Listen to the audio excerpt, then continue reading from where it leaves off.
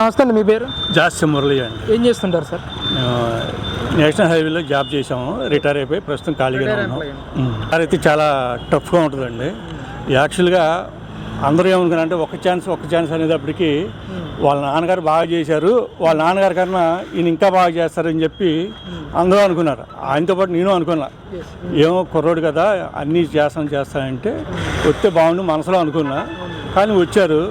వచ్చిన కాడి నుంచి ఫస్ట్ స్టార్టింగే ప్రజావేదిక కూల్చేసాయండి. యాక్చువల్గా ప్రజావేదిక దాన్ని కొలసాల్సిన పని లేదు, దాన్ని వేరే యూజ్ చేసుకోవచ్చు. ఎందుకంటే గవర్నమెంట్కి సంబంధించింది కాబట్టి అది ఇంద్రభవనం కన్నా ఎక్కువగా ఉందంట. ఇది వచ్చేటప్పటికి ఏమైందంటే ఫ్రస్ట్రేషన్ ఫీల్ అయిపోయి దాన్ని కూల్చిపారేశారు. సరే, అమరావతికి నేను ఇక్కడే ఇల్లు కట్టుకున్నాను, అమరావతి మార్చడానికి అవకాశం లేదు, అమరావతి కడతామని చెప్పి ఎలక్షన్ ముందు చెప్పారు. 30,000 ఎకరాలు తక్కువ కాకుండా తీసుకోండి అని చెప్పి ప్రతిపక్ష నాయకుడిగా ఉన్నప్పుడు చెప్పాడు, అసెంబ్లీలో చెప్పాడు.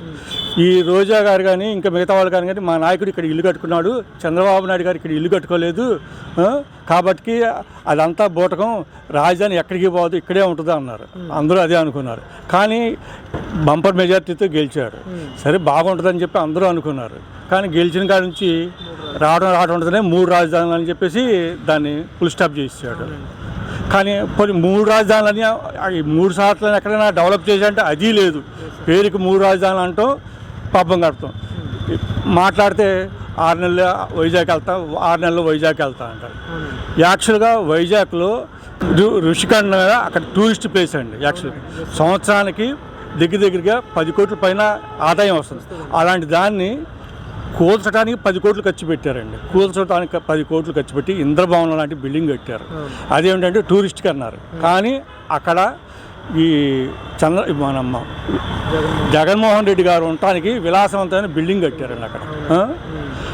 అది బ్రహ్మాండమైన ప్లేసు. యాక్చువల్గా అక్కడ ఏదంటే అది టూరిస్ట్ ప్లేస్ కాబట్టి అక్కడ ఇట రాజకీయాలకు సంబంధించింది బిల్డింగ్లు కానీ పరిపాలన కానీ ఏమి ఉండకూడదు. కానీ ఆయన చేసే ప్రతిదీ ఆయన ఏది అనుకుంటే అది చేస్తున్నారు. కాబట్టి ప్రజలు కూడా ఇసిగిపోయి ఉన్నారండి. ప్రజెంట్ రానుంది జనసేన తెలుగుదేశం ప్రభుత్వం, అది పక్క జనాలు ఆల్రెడీ డిసైడ్ అయిపోయారు. వీళ్ళు ఎన్ని చేసినా కూడా ప్రభుత్వం అయితే ఖాయంగా మారిపోద్ది. ఇది 100% నిజం సార్. ముఖ్యంగా నేను సంక్షేమ కార్యక్రమాలు ఇచ్చాను, ఈరోజు ప్రజల అకౌంట్లోకి నేరుగా 2.5 లక్షల కోట్ల రూపాయలు ఈరోజు ప్రజల అకౌంట్లోకి వేసాను, నేను మంచి చేశాను అనుకుంటే నాకు రెండో అవకాశం ఉందని చెప్పేసి కూడా మాట్లాడుతున్నారు.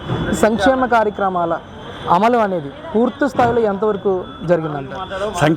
సంక్షేమ కార్యక్రమాలు ఇస్తున్నాడు, దాంట్లో తప్పులేదు. కానీ ఆయన అప్పు తెచ్చి ఆయన అప్పుడు సంక్షేమ కార్యక్రమాలు ఇచ్చింది 2,65,000 కోట్లు. కానీ మిగతా డబ్బులన్నీ దేనికి ఖర్చు పెట్టారు అది కూడా ఇవ్వాలిగా, అది ఇవ్వట్లేదు.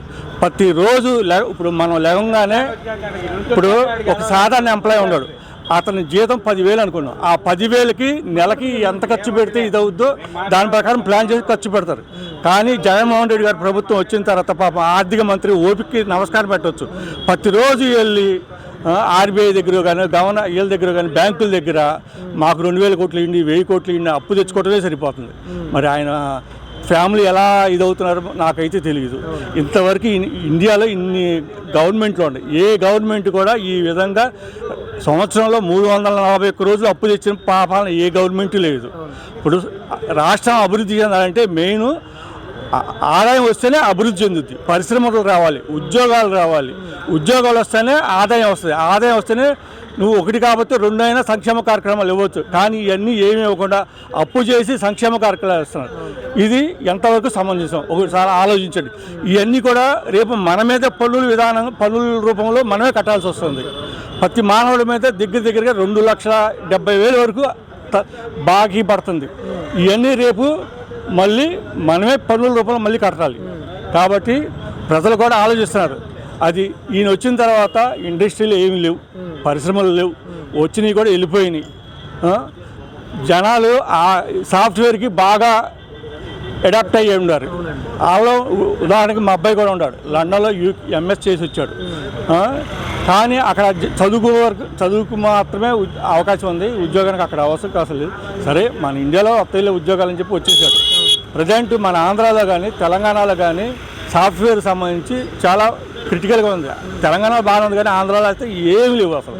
కాబట్టి ప్రజలు ఆల్రెడీ డిసైడ్ అయిపోయారు. వాళ్ళు ఎన్ని సంక్షేమ కార్యక్రమాలు ఇచ్చినా అభివృద్ధి చేసి ఇస్తే మా పిల్లలకు ఉద్యోగాలు వస్తాయి అనుకుంటున్నారు.